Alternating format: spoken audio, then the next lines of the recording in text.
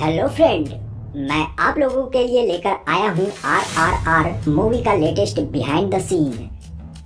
SS Rajamouli sir के success का ratio बढ़ता जा रहा है, तो ऐसे में उनकी आने वाली हर एक फिल्म एक से बढ़कर एक होगी। अब RRR फिल्म को ही देख लीजिए, जिसने तकरीबन 13 दिनों में ही 1000 करोड़ रुपए का वर्ल्ड वाइड कलेक्शन कर लिया है। सो विदाउट एनी डिले हम लोग बढ़ते हैं फिल्म के शूटिंग लोकेशंस पर। मूवी का 90% हिस्सा रामोजी फिल्म सिटी में ही शूट कर ली गई थी, जबकि कुछ लोकेशंस यूक्रेन का भी है, जिसे हम आगे आपसे डिस्कस करेंगे। तो फिल्म की स्टार्टिंग से पहले रामोजी फिल्म सिटी में पूजा समारोह रखा गया था। इस स्पेशल डे में राणा दग्गुबाती सर और प्रभास सर भी आए थे, जिन्हें आप यहाँ देख रहे हो। वैसे एसएस राजामौली सर के बाहुबली फिल्म का सेट तो काफी बड़ा था। इतनी बड़ी सेट की नीड RRR के लिए नहीं थी। हालांकि बाहुबली सीरीज की तरह एक ही बड़े सेट में पूरी फिल्म नहीं बनाई गई। यहाँ पर इसके लिए कई सारे छोटे छोटे सेट्स बनाए गए थे इसी रामोजी फिल्म सिटी के अंदर, जिसे आप आगे देखोगे। मूवी में इस जगह राम यानी रामचरण को फिल्म में इंट्रोड्यूस कराया गया था। यहाँ क्रांतिकारियों की भीड़ जमा होती है, जिसमें से एक ब्रिटिश गवर्नर की फोटो पर पत्थर मारकर उसे तोड़ देता है, जिससे कि गुस्से में आकर एक ब्रिटिश ऑफिसर उसे पकड़ने के लिए कहता है। लेकिन उनमें से किसी की भी हिम्मत नहीं होती है उन्हें पकड़ने की, कि वह भीड़ में जाकर उस बंदे को गिरफ्तार करे। और तभी रामचरण सर की एंट्री होती है मूवी में। ये जो फिल्म का लोकेशन आप देख रहे हो, वह रामोजी फिल्म सिटी हैदराबाद का है। इस सीन को शूट करने के लिए 5000 आर्टिस्ट जुटाने पड़े थे। इस जगह पर ब्रिटिश ऑफिसर से मल्ली को छुड़ाने की बात रखते हैं एक स्थानीय नेता, जो आपने मूवी में देखा था। और उसके अगले सीन में कोमाराम भीम यानी जूनियर NTR को मूवी में हम पहली बार देखते हैं। जूनियर NTR सर को इस जगह, जो आप इस जगह वाली जो शूटिंग आपने देखा था फिल्म के अंदर, वो कुछ इस तरह से हुई थी। एंड यह भी फिल्म सिटी के ही अंदर का लोकेशन है। यहाँ आप देख पा रहे हो कि एक कैमरामैन एक ATV बाइक पर सवार है और पीछे से भीम दौड़ रहे हैं। यहाँ आपको उनके पीछे बाघ तो नहीं दिखेगा, क्योंकि उसे CGI से मूवी में प्रेजेंट किया गया है।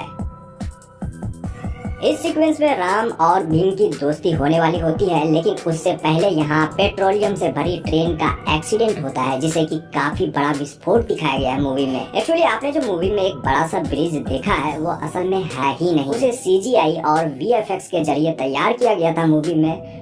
एंड आप यहाँ देख रहे हो कि यह फिल्म सिटी का एक छोटा सा ही हिस्सा है, जिसके चारों तरफ ब्लू बैकग्राउंड लगाई गई है। एंड जो बड़ी नदी आपने मूवी में देखा था, वैसा कुछ भी नहीं है यहाँ। बट इस शूटिंग लोकेशन का सबसे बड़ा फैक्ट यह है कि इस सीन को शूट करने के लिए सच में विस्फोट कराए गए थे, लेकिन पूरी सेफ्टी पैरामीटर से। और फिर उसके बाद यहाँ से उस बच्चे को निकाला जाता है और बाद में उन दोनों यानी राम और भीम की दोस्ती होती है। एंड उसके बाद दोस्ती सॉन्ग मूवी में हमें दिखाया भी जाता है।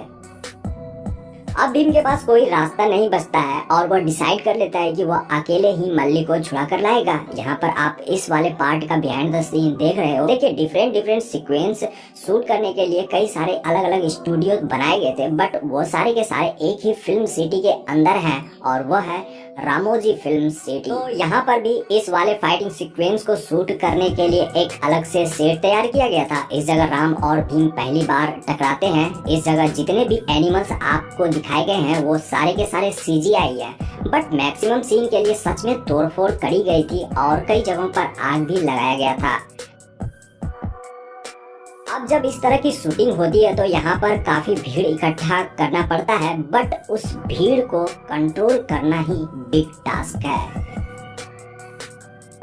मुझे तो यहाँ का सीन माइंड ब्लोइंग लगा था। आपका क्या ओपिनियन है इसके बारे में, आप हमें कमेंट में जरूर बताइएगा।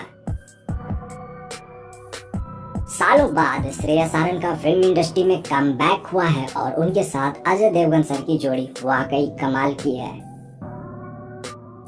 अब बढ़ते हैं इस शूटिंग लोकेशन की तरफ। तो यहाँ पर अजय सर का किरदार एक क्रांतिकारी के तौर पर प्रेजेंट किया गया है मूवी में। मूवी में उनका एक छोटा सा रोल है, बट उनका किरदार काफी इफेक्टिव है। तो यहाँ उनकी आखिरी लड़ाई होती है, जहाँ वो अपनी जान की आहुति देकर सैकड़ों ब्रिटिश सैनिकों को मारते हैं।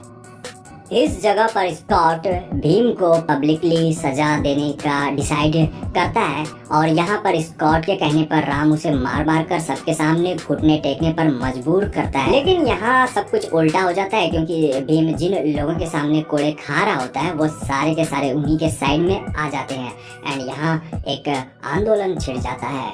ये वाला सीन भी काफी इंटरेस्टिंग दिखाया गया मूवी में एंड इस वाले शूटिंग को करने के लिए 2000 आर्टिस्ट लगे थे। यहाँ पर राम स्काउट को कन्विंस कर लेते हैं कि यह भीम को यमुना किनारे ही फांसी दे, बट राम यह चाहता है कि वह किसी तरह भीम को बचा ले। यहाँ उसके बाद का यह सीन है और इस जगह राम स्काउट को मारने की प्लानिंग भी करता है बट स्काउट यहाँ बच जाता है और यहाँ जो उड़ते हुए राम पर वो फायरिंग करता है ना, यह वाला सीन तो मुझे काफी मजेदार लगा था। मैं आपको बता दूं कि स्काउट का रोल कर रहे हैं रे स्टीवेंसन, जो कि हॉलीवुड के एक फेमस पर्सनालिटी है। उन्होंने थॉर मूवी में भी काम किया है। यूक्रेन की राजधानी कीव के मरीन स्काई प्लेस का यह लोकेशन है जिसे आपने नाटो नाटो सॉन्ग या नाचो नाचो सॉन्ग में तो देखा ही था।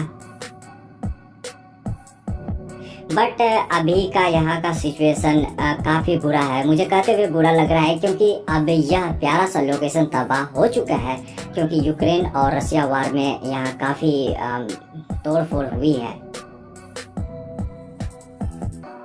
क्लाइमेक्स काफी मजेदार था देखने में बट क्लाइमेक्स के उस 20 मिनट की शूटिंग के लिए फिल्म मेकर्स ने 55 डेज तक पसीने बहाए थे। इस लोकेशन से यहाँ पर रामचंद्र सर को जेल में दिखाया गया है जो कि अंडरग्राउंड जेल होता है। इस जगह पर पेड़ पौधे देख रहे हो, उसके चारों तरफ ब्लू बैकग्राउंड भी नजर आ रहा है। मैं आपको बता दूं कि ब्लू बैकग्राउंड का यूज ग्रीनरी प्रेजेंट करने के लिए किया जाता है, जबकि ग्रीन बैकग्राउंड से ग्रीन कलर की चीजों को छोड़कर बाकी जितनी भी सारी चीजें है ना उसको आसानी से आप रिप्लेस कर सकते हो। तो यहाँ पर एनटीआर सर अपने कंधे में राम को बिठाकर ले जाते हैं और यहाँ देख रहे हो कि एक्शन डायरेक्टर किस तरह से उन्हें बता रहे हैं कि उन्हें किस तरह से मूवी में परफॉर्म करना है। मैं आपको बता दूं कि कैलिफोर्निया के निकोलस पॉली ने इस फिल्म के एक्शन सीक्वेंस को सिनेमेटोग्राफी करी है।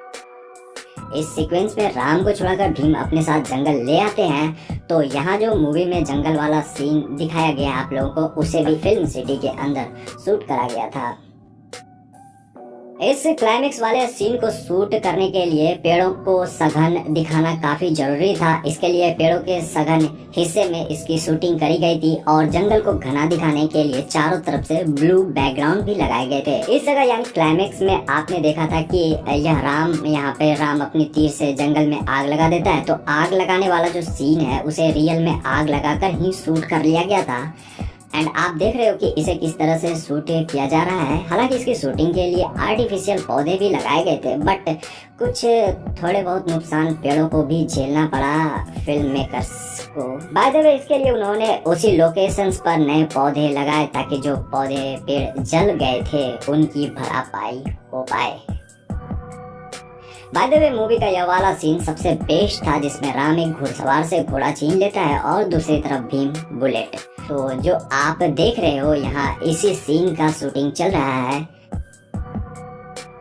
यह इस फिल्म का आखिरी सीक्वेंस है। इस जगह राम के कहने पर भीम अपनी बुलेट को हथियारों और बम बारूद वाले गोडाउन में फेंकता है और वह बुलेट वहां जाकर फटती है जिससे कि खतरनाक विस्फोट होता है और तभी स्काउट का एक एक करके पूरा महल तबाह हो जाता है। इसके बिहाइंड द सीन में आप देख रहे हो कि विस्फोट वाले सीन को कुशलता से शूट किया जा रहा है। एक्चुअली विस्फोट तो कराए गए थे बट उसे ब्लू बैकग्राउंड वाले 2 छोटे छोटे कमरों में कराए गए थे और फिर उसके विजुअल को बड़े कैमरे में कैद किया गया था। इसमें वीएफएक्स ऐड करके मूवी में हम लोगों को रिप्रेजेंट कर दिया गया है। तो विस्फोट होने के बाद सामान इधर उधर भी गिरे थे जिसे हमने मूवी में तो देखा ही था। एक्चुअली वो सारे सामान विस्फोट से नहीं बल्कि इसके बिहाइंड द सीन में आप देख रहे हो कि क्रू मेंबर्स द्वारा खींच कर गिराया जा रहा है। एंड मैं और कुछ ज्यादा नहीं कहना चाहूंगा RRR के बारे में। अगर आपने इस फिल्म को देख लिया है तो वेल डन, और जिसने नहीं देखा है उनको मैं कहना चाहूंगा कि वो किसी अच्छे मल्टीप्लेक्स से फिल्म एंजॉय करे क्योंकि इसका जो 3D वर्क है ना उसका तो कोई जवाब ही नहीं।